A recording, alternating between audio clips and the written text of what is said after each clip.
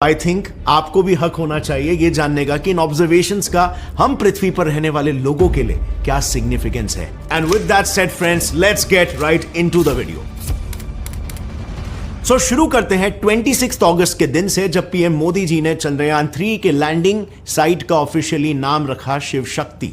जिस स्थान पर चंद्रयान 3 का मून लैंडर उतरा है, अब उस पॉइंट को शिव शक्ति के नाम से जाना जाएगा। और 23 अगस्त यानी कि जिस दिन चंद्रयान 3 लैंड हुआ, उसे डेजिग्नेट किया गया एज हमारा national space day. A proud moment for us Indians indeed, right? But you see, ये पूरा मिशन ना हमें काफी प्राउड फील करा सकता है, और इसीलिए हम लैंडिंग से लेकर अब तक डेली चंद्रयान 3 ने जो जो चीजों का पता लगा है उन्हें डे टू डे एनालाइज करेंगे और उसका एक प्रैक्टिकल सेंस बनाने की कोशिश करेंगे। सो 23 अगस्त, the day when Vikram landed, ISRO ने उस दिन इस वीडियो को रिलीज किया। इसे ध्यान से देखना। इसमें आप देख सकते हो कि लैंड होते ही सबसे पहले विक्रम लैंडर ने अपना डोर एक रैंप की तरह खोला, और उसके बाद प्रज्ञान रोवर भी अपना सोलर पैनल खोलते हुए लैंडर के बाहर आ गया। अब उसके अगले दिन यानी कि 24 अगस्त को तो एज सच दोनों लैंडर और रोवर ने कुछ सब्सटैंशियली न्यू चीज नहीं की। सिर्फ लैंडिंग के बाद सभी सिस्टम सही से काम कर रहे हैं कि नहीं, प्रोबेबली बस इसकी टेस्टिंग हुई। बट देन जैसे ही 25 अगस्त का दिन आया, समथिंग स्ट्रेंज हैपेंड। 25 अगस्त के दिन रोवर लैंडर से करीब 8 मीटर के रेडियस में टहल रहा था, ताकि उसके सभी प्लान मूवमेंट्स, यानी कि वो कहां घूम सकता है, कितनी दूर तक जा सकता है, उसे किस किस तरह के ऑब्स्टेकल्स को अवॉइड करना चाहिए, ये सब वो ठीक से फॉलो कर रहा है या नहीं, ये वेरीफाई किया जा सके। बट जैसे ही ये फाइनल टेस्ट कंप्लीट हुआ और लैंडर और रोवर इन दोनों के सभी इंस्ट्रूमेंट्स को एक्टिवेट किया गया, लैंडर पर लगा ये इल्सा नाम का जो डिवाइस आप देख रहे हो ना, इसने चांद की सतह से एक स्ट्रेंज वाइब्रेशन रिकॉर्ड किया, जो अकॉर्डिंग टू इसरो किसी मशीन या रोवर से जुड़ा वाइब्रेशन बिल्कुल नहीं था। दरअसल हुआ यूं कि ये जो instrument for lunar seismic activity, ILSA नाम का इक्विपमेंट है, ये एज यू कैन सी चांद की सतह पर प्लेस्ड है। अब ये इल्सा बेसिकली पृथ्वी पर हम जो नॉर्मल भूकंप नापने वाले साइज्मोग्राफ्स यूज करते हैं, उसी का एक एक्सट्रीमली सेंसिटिव इलेक्ट्रिकल वर्जन है, जो भूकंप के वाइब्रेशंस किसी पेपर पर नहीं बल्कि ऑनलाइन और भी ज्यादा एक्यूरेटली रिकॉर्ड करता है। तो इसने 26 अगस्त को कुछ इस तरह का वाइब्रेशन का ग्राफ यानी साइज्मिक एक्टिविटी रिकॉर्ड की। अब ऐसे ग्राफ्स जब कोई हाईली सेंसिटिव इंस्ट्रूमेंट्स रिकॉर्ड करता है, तो चांसेस होते हैं कि उसने आसपास चल रहे किसी machine, in are case Pragyan rover, की मूवमेंट से पैदा हुए वाइब्रेशन को रिकॉर्ड किया हो। बट गेस व्हाट, ये है रोवर के मूवमेंट से पैदा हुए वाइब्रेशंस, जो इल्सा ने 25 अगस्त यानी कि एक दिन पहले रिकॉर्ड किए थे। इससे क्लियरली ये पता चलता है कि रोवर के वाइब्रेशंस पॉजिटिव 0.019 यूनिट्स के अराउंड रिकॉर्ड होते हैं और कंटिन्यूअस है, जबकि इस वाले ग्राफ में वो -0.1185 यूनिट्स के अराउंड रिकॉर्ड हुए हैं, और वो भी बस कुछ सेकेंड्स के लिए। यानी कि पॉसिबली मिशन शुरू होने के जस्ट 3 ही दिनों में चंद्रयान 3 ने यह पता लगा लिया कि चांद पर साइज्मिक एक्टिविटी यानी कि अर्थक्वेक्स या मोर स्पेसिफिकली मूनक्वेक्स होते हैं। अब आई नो आपको लग रहा होगा कि इन एक्सट्रीमली छोटे मोटे मूनक्वेक्स के बारे में जानकर हमें क्या ही मिलेगा, बट माइंड यू, यही डिटेक्टेड मूनक्वेक्स फ्यूचर मिशंस के लिए एक इंपॉर्टेंट क्लू बन सकते हैं टू रिवील कि चांद कैसे बना था, चांद के इंटीरियर में क्या एक्टिविटी हो रही है, so on and so fourth. फिलहाल बढ़ते हैं 27 अगस्त 2023 के दिन की तरफ। इस दिन विक्रम लैंडर के दूसरे इंस्ट्रूमेंट यानी कि chest, Chandra's surface thermophysical experiment, ने मून के सॉइल का तापमान मेजर करना शुरू किया। बेसिकली चैस्ट एक किस्म का प्रोब या डिटेक्टर है जिस पर 10 अलग अलग थर्मल सेंसर्स लगे हुए हैं। ये सेंसर्स छोटे से छोटे टेम्परेचर वेरिएशन को डिटेक्ट करके उसे रिकॉर्ड करते हैं। ऐसे में इस प्रोब ने जब मून की सतह के नीचे 10 सेंटीमीटर तक पेनिट्रेट किया, तो सरप्राइजिंगली उसे कुछ ऐसे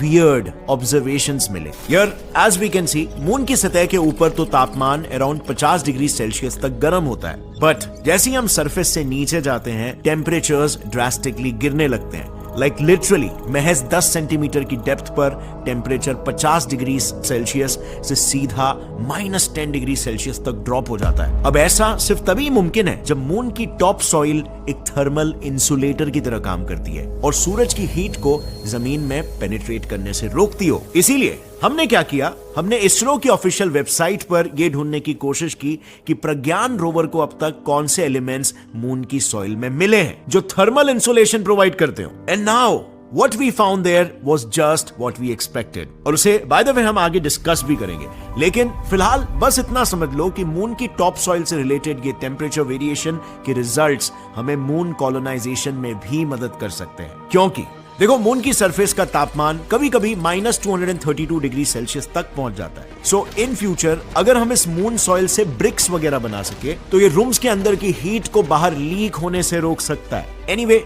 अब आते हैं 28 अगस्त पर, जब इस बार प्रज्ञान रोवर ने अपने 2 हाईटेक इंस्ट्रूमेंट से मून की सॉइल की जांच शुरू की। 28 अगस्त 2023 को चंद्रयान 3 की लिब्स यानी लेजर इंड्यूस्ड ब्रेकडाउन स्पेक्ट्रोस्कोपी ने इसरो को यह इमेज भेजी, जिसमें उसने aluminium, sulphur, calcium, iron, chromium, titanium, manganese, silicon और ऑक्सीजन जैसे एलिमेंट्स को लूनर सॉइल में डिटेक्ट किया। इतना ही नहीं, लिब्स के इन ऑब्जर्वेशंस को रोवर के दूसरे इंस्ट्रूमेंट APXS ने भी कंफर्म किया। अब दोनों ही इंस्ट्रूमेंट्स द्वारा इन एलिमेंट्स का कंफर्म होना इसीलिए सिग्निफिकेंट है क्योंकि भले ही दोनों भी इंस्ट्रूमेंट्स काम सेम करते हो, पर उनके एलिमेंट डिटेक्ट करने के तरीके काफी अलग है। लिब्स उसमें मौजूद लेजर बीम को लूनर सॉइल के छोटे से हिस्से में फोकस करता है। इस बीम से वहां मौजूद लूनर सॉइल गर्म होकर प्लाज्मा का रूप ले लेता है। And since plasma basically solids, liquids and gases की तरह मैटर का 4th फंडामेंटल स्टेट है, made up of ions and electrons, तो ये प्लाज्मा फिर से ठंडा होते समय लाइट एमिट करता है, which is detected by libs. इसके बाद ये लिब्स उसमें लगे स्पेक्ट्रोमीटर की मदद से लाइट को एनालाइज करके उसमें मौजूद एलिमेंट्स की जानकारी लेता है। For context, her element, ion और मॉलिक्यूल एक स्पेसिफिक वेवलेंथ की लाइट एब्जॉर्ब करते हैं। सो एक स्पेक्ट्रोमीटर यही देखता है कि उस तक पहुंची हुई लाइट में किस किस वेवलेंथ पर डार्क बैंड्स दिखाई दे रहे हैं, और इससे पता चलता है कि वो लाइट जहां से आ रही है वहां कौन से एलिमेंट्स, आयन्स या मॉलिक्यूल्स प्रेजेंट है। And now to talk about APXS, तो ये लेजर बीम्स की जगह पर अल्फा पार्टिकल्स यानी कि प्रोटॉन्स की बीम को लूनर सॉइल पर फोकस करता है। इन एनर्जेटिक अल्फा पार्टिकल्स की वजह से वहां पर मौजूद एटम्स के इनर इलेक्ट्रॉन्स एक्साइट होकर एटम के बाहर फेंक दिए जाते हैं, और इन इनर इलेक्ट्रॉन्स की जगह लेने के लिए आउटर इलेक्ट्रॉन्स अपनी एक्सेस एनर्जी एक्स रेज के रूप में एमिट करते हुए अंदर आते हैं। Now the interesting thing is कि इन एक्स रेज की एनर्जीज अलग अलग एलिमेंट्स के लिए अलग अलग होती है, जिससे APXS सॉइल में मौजूद पार्टिकल्स की जानकारी देता है। As I said earlier, LIBS और APXS इन दोनों डिटेक्टर्स ने ये सभी एलिमेंट्स डिटेक्ट किए हैं, बट उनमें से सबसे इंटरेस्टिंग है सल्फर, क्योंकि वो हमें मून के ओरिजिन के बारे में बहुत कुछ बता सकता है। तो देखो, मून पर सल्फर होने के 2 रीजंस हो सकते हैं। पहला ये है कि उस पर गिर रहे एस्टेरॉइड्स के जरिए वो यहां तक आया हो, और दूसरा कि वहां पर शायद पहले से ही मौजूद था। नाउ अगर इसरो इस सेकेंड पॉसिबिलिटी को प्रूव कर पाई तो इससे यह साबित होगा कि पास्ट में मून पर वोल्केनिक एक्टिविटी होती थी, because as we know sulphur volcanoes के इरप्शन के समय बनता है। बट अब जरा रिकॉल करने की कोशिश करो कि मैंने शुरू में क्या बताया था कि लैंडर पर लगे इल्सा ने मून को डिटेक्ट किए हैं। सो क्या मून पृथ्वी की ही तरह जियोलॉजिकली एक्टिव है? अगर फ्यूचर में ये कंफर्म हो जाता है तो फिर क्या इससे हमें उस क्रूशियल सवाल का जवाब मिल सकता है, विच इज कि क्या मून पहले पृथ्वी का एक हिस्सा था कि नहीं? Well, absolutely, but for now हम ये जरूर कह सकते हैं कि प्रोबेबली सल्फर वहां भारी मात्रा में मौजूद है, which is a good thing. अगर आप लोग को ये याद होगा फ्रेंड्स, तो कुछ देर पहले ही मैंने ये बताया था कि चास्ट के ऑब्जर्वेशन से हमें ये पता चला कि लूनर सॉइल एक इंसुलेटर की तरह काम करता है। अब इस ऑब्जर्वेशन के बेसिस पर हम लिब्स और APXS द्वारा डिटेक्टेड एलिमेंट्स की मात्रा का एक रफ एस्टिमेट बता सकते हैं। कैसे? रुको बताता हूं। हमें बस इन एलिमेंट्स में से कौन से एलिमेंट्स हीट को ट्रैप करते हैं, यानी कि थर्मल इंसुलेटर है, इसे पता करना होगा। And what I found is इनमें से सल्फर, टाइटेनियम और कैल्शियम सल्फेट काफी अच्छे थर्मल इंसुलेटर्स हैं। तो हम इन दोनों इंस्ट्रूमेंट्स के ऑब्जर्वेशंस को एक मैक्रो पर्सपेक्टिव से अगर देखें तो इससे हम ये अनुमान लगा सकते हैं कि मून पर सल्फर और टाइटेनियम की मात्रा काफी ज्यादा होगी। अब आते हैं 31 अगस्त के दिन पर। इस दिन विक्रम लैंडर पर लगे रैम्भा LP नाम के एक इंस्ट्रूमेंट ने साउथ पोलर रीजन में नियर सरफेस प्लाज्मा को स्टडी करना शुरू किया। ये रैम्भा LP बेसिकली एक एंटेना जैसा दिखने वाला प्रोब है जो मून के पूरे एटमॉस्फेयर में प्लाज्मा कॉन्सेंट्रेशन की जांच करता है, क्योंकि सोलर रेडिएशन की वजह से मून सॉइल के पार्टिकल्स एक्साइट होते हैं और आयन्स और इलेक्ट्रॉन से बने प्लाज्मा में तब्दील हो जाते हैं। Now as we all know, flowing ionised particles यानी कि करंट। तो रैम्भा LP ने बस इसी करंट को डिटेक्ट करके प्लाज्मा में मौजूद आयन्स और इलेक्ट्रॉन्स का कॉन्सेंट्रेशन डिटेक्ट किया। अब इसके तहत उन्होंने ये देखा कि चांद के हर क्यूबिक मीटर वॉल्यूम में करीब 30 मिलियन इलेक्ट्रॉन्स मौजूद है, जबकि अर्थ के एटमॉस्फेयर में इतने नंबर ऑफ इलेक्ट्रॉन्स तो लिटरली सिर्फ 1 सेंटीमीटर क्यूब के वॉल्यूम में। And now this is huge, क्योंकि आइडियली एटमॉस्फेयर में बहुत ज्यादा प्लाज्मा या चार्ज पार्टिकल्स का कंसंट्रेशन कम्युनिकेशन में इस्तेमाल होने वाले रेडियो वेव्स के साथ इंटरफियर करके बैकग्राउंड नॉइस क्रिएट करता है। लेकिन अब रामभा एलपी के डेटा की मदद से चांद पर जितने भी फ्यूचर मिशंस होंगे, चाहे वो इंडिया के हो या किसी और कंट्री के, तो वो लोग इसी बैकग्राउंड नॉइस को कंप्यूटर से फिल्टर करके ज्यादा क्लियर कम्युनिकेशन कर सकते हैं। एंड ऑल्सो इस डेटा से फ्यूचर में बनने वाले मून कॉलोनीज को प्लाज्मा प्रूफ बनाने में भी मदद मिल सकती है। लेकिन फ्रेंड्स, मून को कॉलोनाइज करने के लिए हम पृथ्वी की ब्रिक्स को तो वहां पर लेकर नहीं जा सकते, क्योंकि इसमें 2 प्रॉब्लम्स हैं। सबसे पहला ट्रांसपोर्टेशन और दूसरा मून पर गिरने वाले सोलर रेडिएशंस। और इसीलिए हमें ऐसे ब्रिक्स को डिजाइन करना होगा जो मून के एटमॉस्फेयर में ही सालों साल टिक सके। और इसीलिए इसरो और इंडियन इंस्टीट्यूट ऑफ साइंस के रिसर्चर्स ने मिलकर ऐसे ब्रिक्स को बनाने के लिए पहली बार बायोलॉजी और मैकेनिकल इंजीनियरिंग, इन दोनों फील्ड्स को साथ में मिलाकर एक सस्टेनेबल प्रोसेस डेवलप किया है। एक्चुअली में इसको बनाने की प्रोसेस काफी सिंप्लीफाई की गई है कि आपको लिटरली बस इन्हें मिक्स करके 12 से 15 दिनों के लिए इंक्यूबेशन में रखना है। Seems promising, right? लेकिन इसमें भी एक प्रॉब्लम है। अभी जब टीम इस पूरे प्रोसेस को परफॉर्म कर रही थी, तब उन्हें एक बात याद आई कि लूनर सॉइल में बहुत से सॉल्ट्स मौजूद है, लाइक केओट्रोपिक सॉल्ट्स, सल्फेट सॉल्ट्स, जो माइक्रो ऑर्गेनिजम्स के मेटाबॉलिज्म को रोकते हैं। अब अगर मेटाबॉलिज्म ही नहीं होगा